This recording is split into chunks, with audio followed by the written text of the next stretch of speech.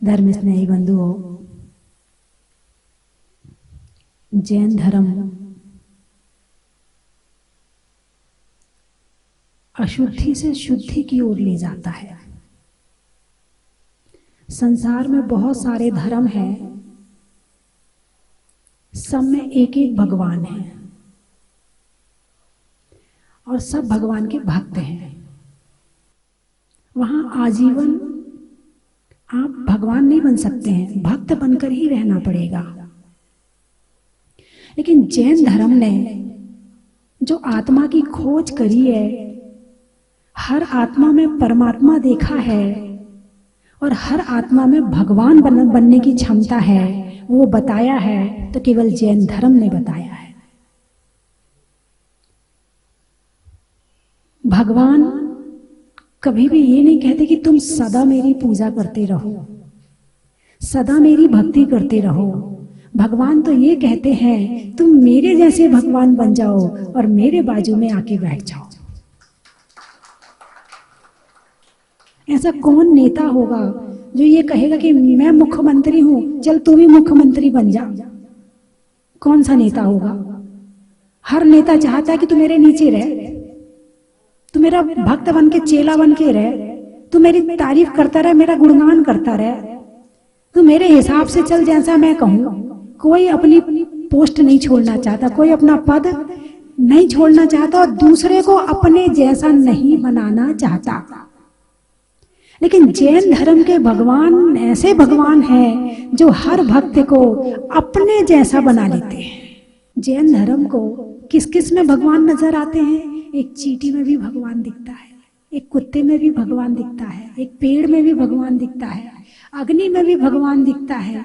यानी जहां जहां जीव राशि है वहां वहां भगवान है। और यदि आपको हर जीव जंतु में, हर व्यक्ति में, हर पुरुष में, हर स्त्री में, हर महिला में आपको भगवान दिखने लगे तो आपको गुस्सा करना मुश्किल हो जाएगा, आपको क्रोध करना मुश्किल हो जाएगा, क्योंकि आपको सामने वाले में भगवान दिख रहा है। अब इस भगवान पर गुस्सा कैसे करूं मैं? ये भगवान है, भगवान पर गुस्सा नहीं किया जाता, भगवान को अभिमान नहीं दिखाया जाता, भगवान से मायाचारी नहीं की जाती है, भगवान से लोभ लालच नहीं करते हैं। जहां ये ज्ञान आ गया कि हर आत्मा में परमात्मा है तो आप किसी को पीट नहीं सकते हो, आप किसी को धोखा नहीं दे सकते हो, क्योंकि जिसमें भगवान दिख रहा है उसको धोखा कैसे दो? वो भावी भगवान है। कौन सा भगवान है? भावी भगवान है। आज नहीं है तो किसी ना किसी भाव में जाके वो भगवान बनेगा,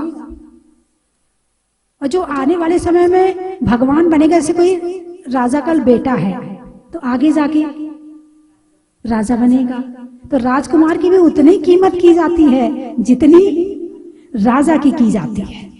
ऐसे ही जितने जीव हैं वो सारे के सारे भावी भगवान हैं, तो उनकी उतनी ही कीमत करना है जितनी हम भगवान की करते हैं। आपके घर के, परिवार के जितने सदस्य हैं सब भगवान है नहीं, बन सकते हैं, भावी भगवान है। तो जैन धर्म में फिर पहले तो ये बता दिया, जैसे आप लोग तत्वार्थ पढ़ते हैं, मोक्ष मार्गस्य नेतारम भेदतारम कर्म भूव्रताम ज्ञातारम विश्व तत्वानम वंदे तद्गुण लब्धे सम्यक दर्शन ज्ञान चारित्राणि मोक्ष मार्गा। पहला सूत्र क्या है? पहले नरक नहीं बताया, पहले स्वर्ग नहीं बताया, पहले मनुष्य गति नहीं बताई, पहले त्रियंच गति नहीं बताई, पहले कुछ नहीं बताया, मोक्ष बता दिया। सम्यक दर्शन ज्ञान चारित्राणि मोक्ष मार्गा, ये मोक्ष का मार्ग है। मार्ग है, जब आपको पता चलेगा ये रास्ता है तो ये भी पूछोगे ये रास्ता जाता किधर है? बोले मोक्ष जाता है। बोले ये मोक्ष होता कैसा है? तो फिर ये सारी एक के बाद एक परत खुलती चली जाएंगी। इसलिए सबसे पहले मोक्ष की बात करती। जैसे किसी कैदी को बता दो कि भाई तो स्वतंत्र हो सकता है, तो फिर वो रास्ता पूछेगा, मैं कैसे स्वतंत्र हो सकता हूँ, मैं यहाँ से कैसे मुक्त हो सकता हूँ, मैं कैसे जेल से बाहर निकल सकता हूँ, वो रास्ता पूछेगा। ऐसे ही आचार्य उमा स्वामी ने सबसे पहले सूत्र में मोक्ष बता दिया। देख वो रहा मोक्ष, मोक्ष वो रहा तो चल। अब कैसे, रास्ता कौन सा है? तो बोले फिर आगे के आगे सूत्र है, तत्वार्थ श्रद्धानम सम्यक दर्शनम। बोले रास्ते ऐसे चलना पड़ेगा, तो वो सम्यक दर्शन कैसे मिलेगा? बोले तत्वार्थ श्रद्धानम सम्यक दर्शनम, तत्वों का अर्थ सहित भाव सहित श्रद्धान करने को सम्यक दर्शन कहते हैं। तो बोले ये कितने प्रकार का होता है और ये तत्व कितने होते हैं? बोले जीवा, जीवाश्रव, बंध, संवर, निजरा, मोक्षास तत्वम, ये 7 तत्व होते हैं। बोले सम्यक दर्शन कितने प्रकार से होता है? बोले तन्नी सर्गाद अधिगमाद्वा, 2 प्रकार से होता है। यानी तत्वार्थ सूत्र का एक एक सूत्र ऐसा है कि एक एक सूत्र पर एक एक किताब लिखी जाए। क्या? एक एक सूत्र पर एक एक किताब लिखी जाए। और एक सूत्र है जो सत, संख्या, छेद, स्पर्शन, कालांतर, भावाल्प, बहुत, मतैश, इस पर तो 60 खंडागम की 4-5 किताबें लिखी गई हैं, मोटी मोटी। मतलब पढ़ने वाला चाहिए, पढ़ने को बहुत कुछ है यहाँ पर। आपने तो केवल पढ़ना, स्कूल जब तक पढ़ा तब तक किताब हाथ में थी, उसके बाद से जो किताब हाथ से गई है आज तक वापस नहीं आई है। लेकिन सदा विद्यार्थी बने रहोगे तो ज्ञानी बन जाओगे। ज्ञानी कभी दुखी नहीं रहता है, हर परिस्थिति में अपने आप को संभाल के रखता है, हर परिस्थिति का सामना करना जानता है। कौन? ज्ञानी। और ज्ञानी कब बनोगे कि अब तुम्हारे हाथ से स्कूल की किताबें तो छूट गई और शास्त्र हाथ में आ गए। अब शास्त्र पढ़ो और इनका सार निचोड़ो। छडाला में लाइन चल रही है, जो कुगुरु कुदेव कुधर्म से पोसे चिर दर्शन मोहे। कुगुरु, गुरु की क्या परिभाषा है? सदगुरु की क्या परिभाषा है? विषयासा वशातीतो निरारंभो परिग्रह, ज्ञान ध्यान तपो रक्तस तपस्वीशा प्रशस्यते। क्या परिभाषा है? विषयासा वशातीतो, जो विषय और आशा से अतीत हो गए हैं, छूट गए हैं, मुक्त हो गए हैं। विषय, विषय क्या? अभी मैंने परसों नरसों बताया था। विषय यानी 5 इंद्रियों से संबंधित भोग विषय कहलाते हैं। क्या कहलाते हैं? 5 इंद्रियों से संबंधित भोग। आपका घर क्या है? घर में कौन कौन सा सामान है? अरे बोलिए ना। हाँ, घर पहुंच गए ना आप? अब सामान देखो क्या क्या है घर में। फ्रीज है, कूलर है, टीवी है, दुकान है, मकान है, गद्दा है, सुनने का है, बोलने का है, खाने का है, ओढ़ने का है, सब यही है ना। और तुम्हारे वो क्या कहते हैं, श्रृंगार करने का है। शब्द ही नहीं आते मुझे तो, ये वाले शब्द ही भूल जाती हूँ। श्रृंगार करने का सामान है, पहनने के कपड़े हैं। तो इतना ये सारा सामान किस चीज का है? 5 इंद्रियों के भोगों का सामान है घर में। कुछ भी हो वो 5 इंद्रियों से बाहर नहीं है। और 5 इंद्रियों से बाहर ले जाने वाला आपके घर में कुछ है तो वो है जिनवाणी, जिसका उपयोग आप करते नहीं। आप कपड़ों का उपयोग करते हो, आप टीवी का उपयोग करते हो, आप मोबाइल का उपयोग करते हो, आप अपने घर में श्रृंगार, खाने पीने सब चीज का उपयोग करते हो। ये 5 इंद्रियों के भोग के विषय हैं। क्या हैं? विषय हैं। इनसे बाहर ले जाने वाली होती है जिनवाणी, जो आपके घर में रखी है, जिसका उपयोग आप करते नहीं। लेकिन गुरु कैसे हैं? विषयासा वशातीतो, ना तो विषयों का सामान है उनके पास में और ना उनकी आशा है। एक भिखारी है, उसके पास रहने को मकान नहीं है, पहनने को ढंग से कपड़ा नहीं है, उसके पास में कोई सामान नहीं है, लेकिन आशा तो है। मुझे मकान मिल जाए, मुझे खाने को मिल जाए, मकान मिल जाए तो टीवी मिल जाए, मकान मिल जाए तो बीवी मिल जाए, बीवी हो जाए तो बच्चे हो जाए, मेरे एक दुकान हो जाए। एक भिखारी के पास में विषय का सामान नहीं है मगर आशा है। और हमारे गुरु कैसे हैं? विषय आशा वशातीतो, विषय और आशा दोनों से रहित है। निरारंभ परिग्रह, जब मन से विषयों की आशा हट गई तो आरंभ और परिग्रह छूट गया, कपड़े उतर गए। कपड़े भी क्या हैं? इस शरीर के उपभोग की सामग्री है। है ना? कपड़े भी इस शरीर के उपभोग की सामग्री है। बाल क्या है? उपभोग की सामग्री है। किस तरह से बनाना है, कितनी डिजाइन के बनाना है, कौन सा तेल लगाना है, कौन सा शैम्पू लगाना है, कौन सा क्या करना है, लगे रहते इसी चीज में।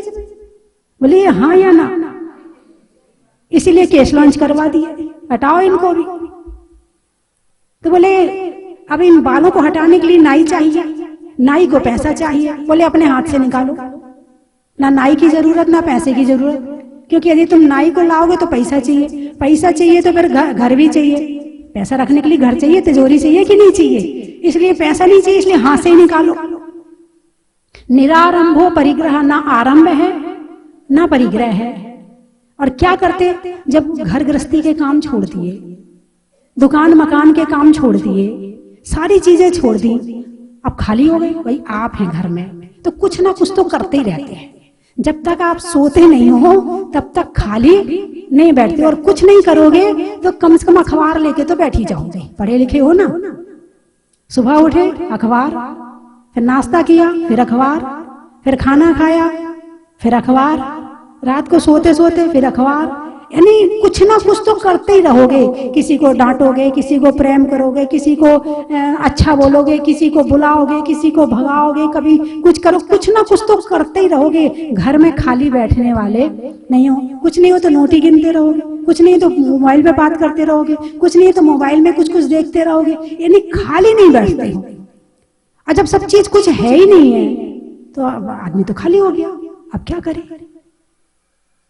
अब क्या करे? खाने का सामान छोड़ दिया, पहनने का छोड़ दिया, देखने का छोड़ दिया, सुनने का छोड़ दिया, सूंघने का छोड़ दिया, सब छोड़ दिया। अब सब छोड़ने के बाद कुछ बचा ही नहीं उनके पास में। अब दिमाग तो बचा ना, अब दिमाग उठापटक मचाएगा।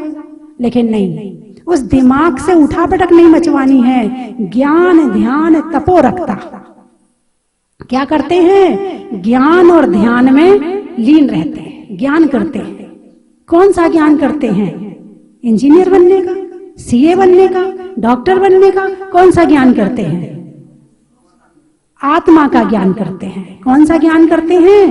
आत्मा का ज्ञान करते हैं, मोक्ष मार्ग का ज्ञान करते हैं, मोक्ष से जाने का ज्ञान करते हैं। और कोई छोटा मोटा तो है नहीं। जो आगम है वो कोई थोड़ा सा तो है नहीं, बहुत लंबा चौड़ा है।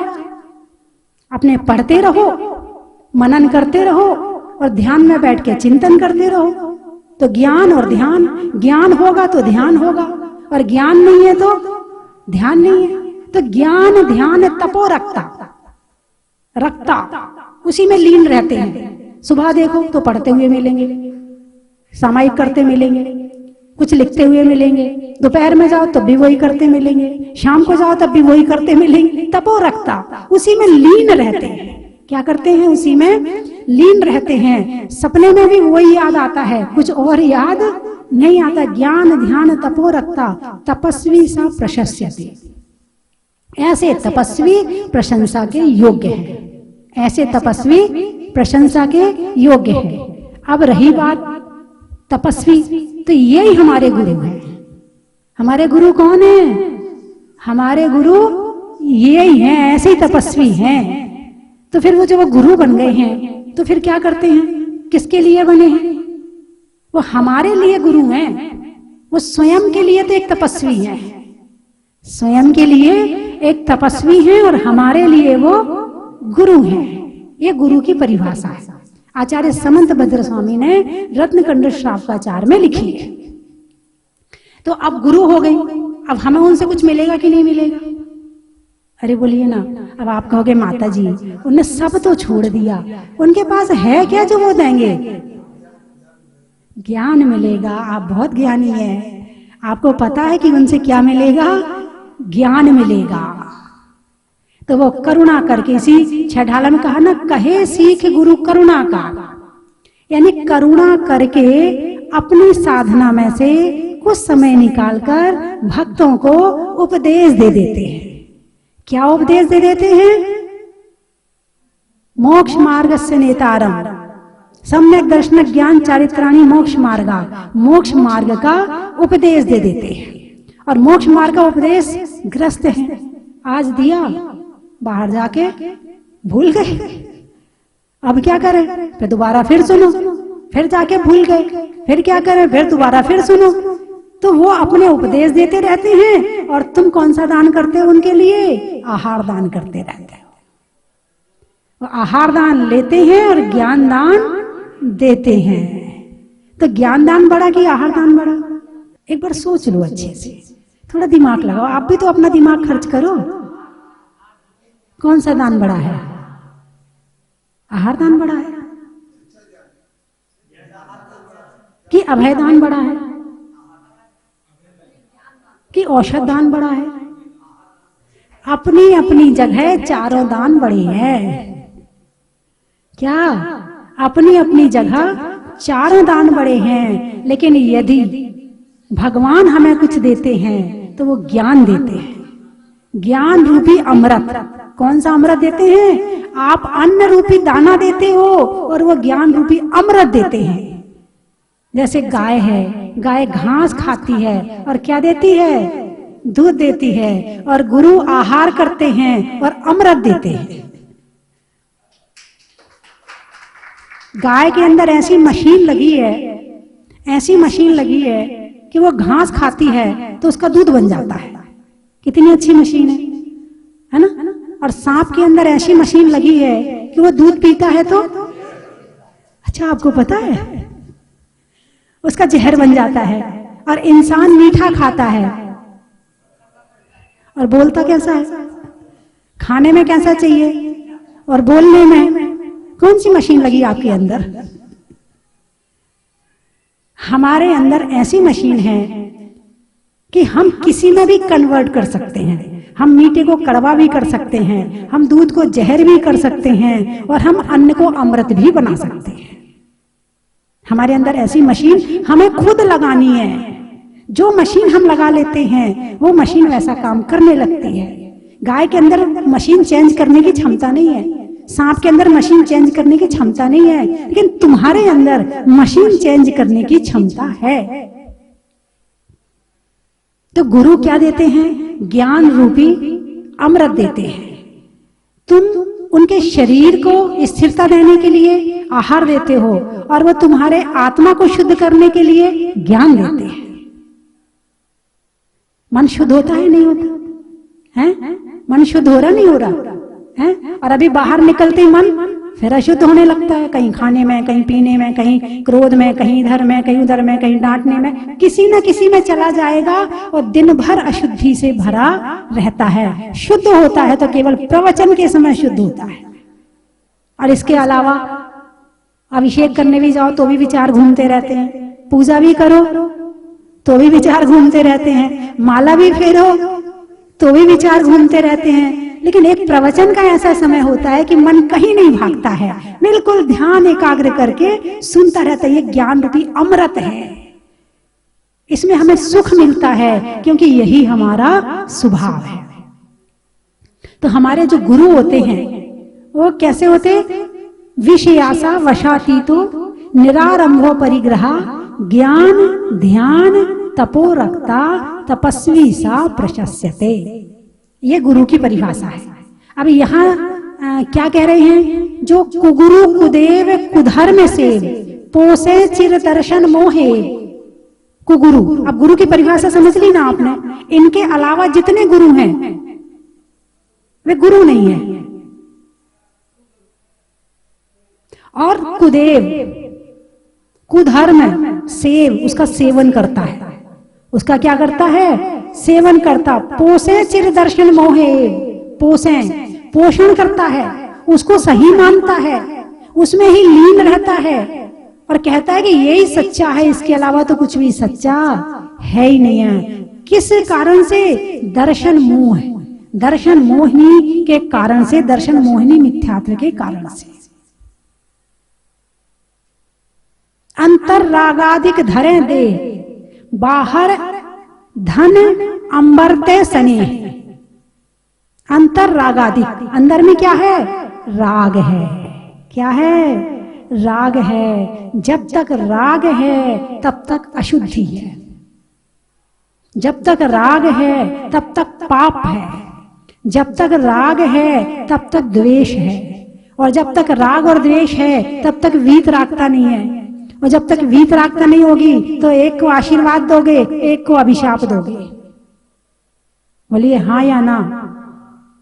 लेकिन जो अपनी आत्मा के ध्यान में लीन है उनका राग द्वेष गया, और जब राग द्वेष गया तो वीतरागता प्रकट हुई, और वीतरागता ही धर्म है।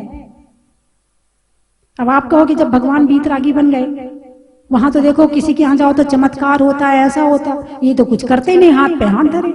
आप इनकी सच्ची भक्ति करो तो सही, भगवान भी बनोगे आगे जाकर, और वर्तमान में आपके पास में कभी किसी चीज की कमी नहीं रहेगी। आप सच्चे भक्त बनो तो सही वीतरागी के। लेकिन बस जरा में भटक जाते। उनने कहा वो ज्यादा अच्छे हैं, चलो वहां चलते, उनने कहा वहां चलो, वहां चलते हैं। लेकिन तुम भक्ति करो तो सही। यहाँ तो बूंद करोगे और पेड़ भर के बनेगा पूरा उसका, और वहां ज्यादा करोगे और थोड़ा मिलेगा। लेकिन हमारे यहाँ तो हमारे भगवान, जिन चीजों को तुम चाहते हो ना, हमारे भगवान ने तो उसको छोड़ ही दिया है। छोड़ा कि नहीं छोड़ा? सच्चा सुख कहाँ है? सच्चा सुख इनमें होता तो भगवान छोड़ते क्या? अरे बोलिए ना, भगवान नहीं छोड़ते। तो अंतर रागादिक धरे थे, अंदर में तो रागादिक है। बाहर धन अंबर तय सने, बाहर में धन और अंबर यानी वस्त्र, अंबर यानी वस्त्र है। बाहर धन अंबर तय सने, बाहर में सोने से प्रेम है, चांदी से प्रेम है, कपड़ों से प्रेम है, और अंदर में राग द्वेष है। अंदर में राग द्वेष होगा तो बाहर तो नजर आएगा ही आएगा। वो कपड़ों के रूप में नजर आएगा, वो बच्चों के रूप में नजर आएगा, वो धन के रूप में नजर आएगा, है ना। तो जब राग और द्वेष होगा वहां धर्म, सच्चा धर्म है ही नहीं। सच्चा धर्म तो वीतरागता है, राग रहित और द्वेष रहित। आप खुद 15 मिनट ध्यान लगा के देख लो, आपको सुख और शांति ना मिले तो फिर कहना। आप ध्यान लगाना शुरू तो करो। मैंने तो कई बार बताया है कि ध्यान लगाओ, और ध्यान लगाना बहुत सरल है। हाँ या ना? अभी तो हाँ बोल रहे, अभी बिठा दूं जरा, फिर कहाँ जाओगे दिमाग से? और शरीर तो यहाँ बैठा रहेगा, दिमाग कहीं भाग जाएगा। पहले ज्ञान फिर ध्यान। लेकिन इतना ज्ञान तो आपके पास में है कि आप ध्यान कर सको, इतना ज्ञान आपके पास में। नमोकार मंत्र आता है, बस अरिहंत भगवान को आगे बिठाओ और नमो अरिहंताणम, नमस्कार करो उन्हें। अरिहंतों को नमस्कार है। जो प्रवचन में सुना है वो सोचो आप बैठ करके। नमो सिद्धाणम, सिद्ध भगवान का ध्यान करो, जो कर्म रहित है, राग द्वेष रहित है, शरीर रहित है। इतना तो जानते ही हो ना कि ध्यान में लीन है। उसी ध्यान मुद्रा का ध्यान लगा लो। आचार्य उपाध्याय को तो जानते हो ना, उनके विषय में चिंतन कर लो हो गया ध्यान। 15 मिनट बैठ जाओ और उनका ध्यान कर लो। आप माला फेरते हो ना, माला कैसे फेरते? क्या पढ़ रहे? नमोकार मंत्र ना, पता ही नहीं चला कब नमो अरिहंताणम निकल गए, कब नमो सिद्धाणम निकल गए। दिमाग घूमता रहा और नमोकार मंत्र की माला चलती रही। और यदि आप 15 मिनट नमोकार मंत्र में अरिहंत सिद्ध आचार्य उपाध्याय का ध्यान लगा लो, आपको कई माला का फल मिल जाएगा। मंदिर में बैठ के लगा लो, भगवान से बातें कर लो खड़े होकर के, वो भी ध्यान है। अपनी घर गृहस्थी की कहानी कहो कि इतना सब कुछ होते हुए हम दुखी हैं, और आपके पास कुछ नहीं फिर भी आप सुखी हो। बस थोड़ा सा यही राग द्वेष क्रोध मान माया, बस इससे ही कंपैरिजन कर लो भगवान के सामने खड़े होकर। मैं क्रोध करता हूँ, आप नहीं करते हो। मैं मान करता हूँ, आप नहीं करते हो। आपने वस्त्र क्यों छोड़ दिए? क्योंकि आपको राग नहीं है। मेरे अंदर राग भरा है, इसलिए मैं इकट्ठा करता रहता हूँ। ऐसे चिंतन मनन कर लो, बस यही तो ध्यान है। इतना तो आपको आता है कि आप ध्यान लगा सको। बस बैठने वाली बात है, स्थिरता वाली बात है, शुरुआत वाली बात है कि कब से शुरू करना है। और जब आपका ध्यान लगने लगेगा ना, ये मेरी गारंटी है कि आपका मन स्वाध्याय करने का अपने आप होगा। यूं लगेगा आज इस पे ध्यान लगा लिया, कल कुछ नए पे लगाएंगे, तो आज पढ़े तो सही कि आज किस पे लगाना है। फिर आप कुछ नया पढ़ोगे, 7 तत्व पढ़ोगे और उस पर चिंतन करोगे, षटलेश्या पढ़ोगे उस पर चिंतन करोगे, 9 पदार्थ पढ़ोगे उस पर चिंतन करोगे, 9 देवताओं पे, फिर आपका मन अपने आप ही आगे बढ़ने लगेगा। एक बार करके देखो तो सही। तो अंतर रागाधिक धरे दे, बाहर धन अंबर तय सने है। बाहर में तो राग द्वेष अंदर में है, और बाहर में, बाहर राग द्वेष दिखता कैसे है भाई? जिसके पास जितनी संपत्ति तो अंदर में उतनी चाह होगी। किसी भी काम करने के दो कारण होते हैं, है ना? एक अंतरंग कारण और एक बहिरंग कारण। आदमी दुकान में बैठा है, ये दिख रहा है कि बैठा है, तो अंतरंग कारण क्या है? पैसे का लोभ। क्या है? पैसे का लोभ। और यदि अंतरंग कारण मन में इच्छा ही नहीं है धन कमाने की, तो जाके बैठ जाएगा महाराज के पास। तभी हमारे यहाँ एक महाराज जी हैं, उनसे चर्चा हुई, वो बता रहे थे कि मैंने 15 साल पहले बैंक में मैनेजर था, रिजाइन दे दिया, है ना? रिजाइन दे दिया, ठीक है। अब वो पेंशन की बात है कि आपको पेंशन मिलेगी, तो बोले मुझे पेंशन नहीं चाहिए। कौन बोल रहा है? अंदर का त्याग बोल रहा है। कौन बोल रहा है? अंदर का त्याग बोल रहा है कि मुझे पेंशन नहीं चाहिए। उन्होंने लिख के दे दिया सरकार को। फिर उनकी तरफ से ऑफर आया कि आप अपने घर वालों के लिए ले लो। बोले उन्हें भी नहीं देना, मुझे मेरे नाम से मुझे रखना ही नहीं है कुछ भी। ये कौन बोल रहा है? अंदर में त्याग है तो बाहर में दिखता है, अंदर में नहीं है तो बाहर में। भाई बाहर यदि डिब्बा गर्म है, अंदर में पानी रखा है डब्बे में, तो बाहर गर्म रहेगा ना डिब्बा। अब ये कैसे हो सकता है कि बाहर डिब्बा ठंडा हो और अंदर पानी गर्म हो? हाँ, आजकल की वो चीजें अलग आ गई हैं कि बाहर ठंडी रहती है और ऊपर अंदर गर्म रहता है, वो अलग बाहर की पुद्गल है, कुछ भी हो सकता है। लेकिन अंदर में यदि भाव नहीं है तो बाहर में भी नहीं होगा, ये दिखेगा। लोग कहेंगे नहीं नहीं, भगवान तो हमारे अंदर में है, हम अंदर नहीं जाते हैं, हमारे अंदर ही भगवान है ना। बहुत से लोग कहते मिल जाएंगे आपको। यदि तुम्हारे अंदर में भगवान है तो उस भगवान के दर्शन करने तुम मंदिर जरूर जाओगे। यदि नहीं जाते हो, इसका मतलब है कि तुम्हारे अंदर में भगवान है ही नहीं। तुम्हारे अंदर का भगवान तुम्हें खींच के मंदिर ले जाएगा, कहेगा कि चलो थोड़ी देर शांति से वहां बैठे, शांति से वहां ध्यान करें, शांति से वहां भक्ति करें। और यदि अंदर में भगवान नहीं दिख रहा है, इसका मतलब कुछ लोग केवल मानवता को ही धर्म मान लेते हैं। बस किसी की सेवा कर दी, किसी को कंबल दे दिया, किसी को खाना खिला दिया, बस हो गया धर्म। लेकिन जो निश्चय धर्म है वो वीतरागता है, मानवता व्यवहार धर्म है। कौन सा धर्म है? व्यवहार धर्म है। धर्म पूर्ण रूप से नहीं है, मोक्ष नहीं ले जाएगा वो धर्म आपको। यदि धर्म मोक्ष ले जाएगा तो राग द्वेष का त्याग ही मोक्ष ले जाएगा। डायरेक्ट रास्ता तो यही है। अब इनडायरेक्ट रास्ता तो आप कुछ भी कर लो।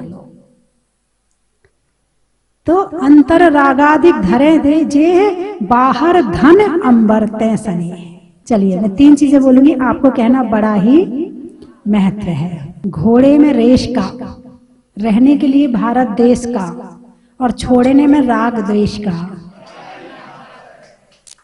स्वभाव में नर्म का, भोजन में गर्म का, और सच्चे धर्म का। जंगल में नाग का, शहरों में बाघ का, और जैन धर्म में त्याग का। धरती के लिए नभ का, धरती के लिए नभ का, और प्रवचन में सभ का, और सोनागिर में भगवान चंदा प्रभ का।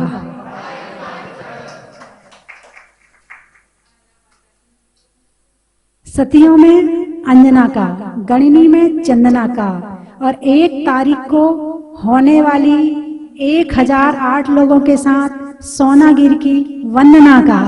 आम में बोर का, खाने में कौर का, और आने वालों में इंदौर का। बेला बीना, अनाज में चना का, पेड़ में तना का, और आने वालों में बीना का।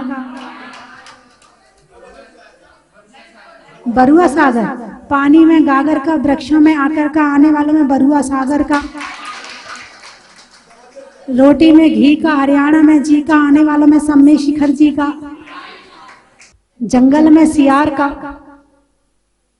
भारत में बिहार का, या संतों के बिहार का, और आने वालों में ग्वालियर का, नहीं ग्वालियर का। चेहरे पर नैना का, बोलने में बैना का, और आने वालों में मुरैना का।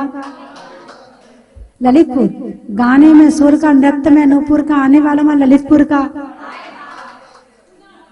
पूना, पान में चूना का, अनाज में चना का, और आने वालों में पूना का। गर्मी में घड़ा का, भोजन में बड़ा का, और आने वालों में राजा खेड़ा का। खनिया धाना, रिश्तों में नाना का, पुर्जों में पाना का, और आने वालों में खनिया धाना का। किसान में हर का, भगवान के दर का, और आने वालों में पनागर का। बोले 24 भगवान की। मैं यहाँ दूसरी बार दर्शन करने आया हूँ। मेरा पहली बार दर्शन करने का मन था, मैं लेट हो गया था, मैं अभिषेक नहीं कर पाया था। मेरे को उस चीज़ का बहुत वो था कि मैं दूसरी बार आऊँगा, मैं अभिषेक करूँगा। संयोग ऐसा बना कि परिवार के सभी, मेरी बहनें, मेरी मम्मी, मेरी ताई जी वगैरह, हम सब आ सके, निमित्त बना। मैंने बोला सर कि आज मेरे को लेना है और मुझे अभिषेक करना है। इसका अतिशय मुझे कहाँ मिलेगा, कैसे मिलेगा, ये सब प्रभु की वहाँ निश्चित है। बाकी इस मनोहारी प्रतिमा के दर्शन करते हुए जीवन धन्य हो गया है। आज हमारे पूरे परिवार का परम सौभाग्य का दिन है कि आज हमें जो है ऐसे दर्शन प्राप्त हुए हैं जो हम शब्दों में उसका वर्णन नहीं कर सकते। इस प्रतिमा को जैसे ही मैंने छुआ, मेरे पूरे बदन के एक एक रोम रोम खिल गए।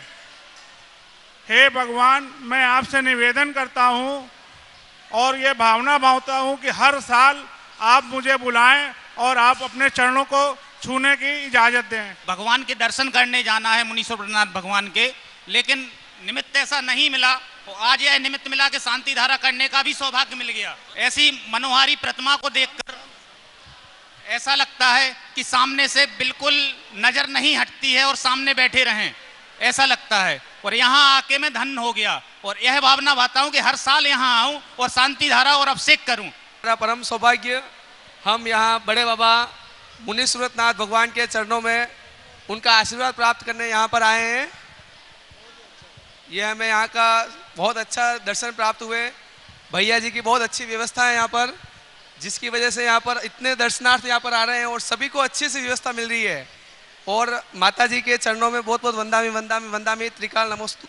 और माता जी, हमें बहुत अच्छा लगा यहाँ पर दर्शन करके। हम उदयपुर से आए हैं। व्यवस्था यहाँ की बहुत भव्य व्यवस्था है, भव्य मंदिर की व्यवस्था यहाँ पर कर रखी है। भगवान के चरणों में हमें बहुत अच्छा दर्शनार्थ प्राप्त हुए, अच्छे से अभिषेक प्राप्त हुआ, बहुत अच्छी व्यवस्था।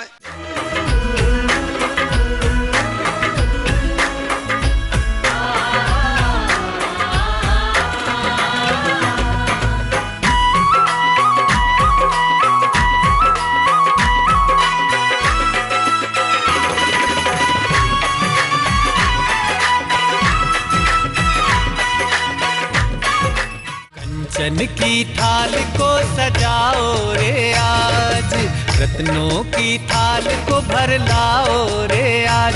आओ आओ करे रे गुणगान आरती भगवन की। आओ आओ करे गुणगान आरती भगवन की। आओ आओ करे रे गुणगान आरती भगवन की।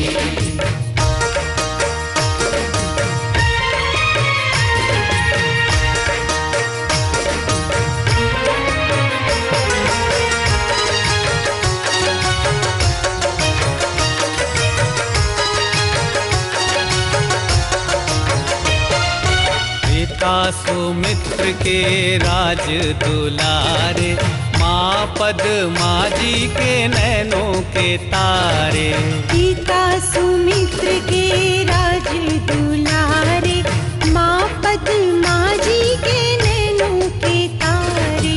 राजगृही में जन्म लियो आप, राजगृही में जन्म लियो आप। आओ आओ मनाए खुशी आज आरती भगवन की। परम विदुषी लेखिका गणिनी आरिका रत्न श्री 105 स्वस्ति भूषण माता जी जिन्होंने मात्र 20 वर्ष में 100 से भी अधिक किताबें लिखकर जैन समाज को अनूठा योगदान दिया है। बड़े बड़े विधान जैसे कल्पद्रुम महामंडल विधान, सिद्ध चक्र महामंडल विधान, इंद्रध्वज महामंडल विधान एवं विशेष जिनपद, पूजांजलि आदि महत्वपूर्ण साहित्य बहुत ही सरल व सुबोध शैली में लिखे हैं, जिसमें गद्य एवं पद्य साहित्य भी समाहित है। इन महान साहित्यों को पढ़कर आप भी अपने ज्ञान का विकास कर सकते हैं। साहित्य प्राप्त करने हेतु आज ही संपर्क करें। संपर्क सूत्र 7906062500 9868345768।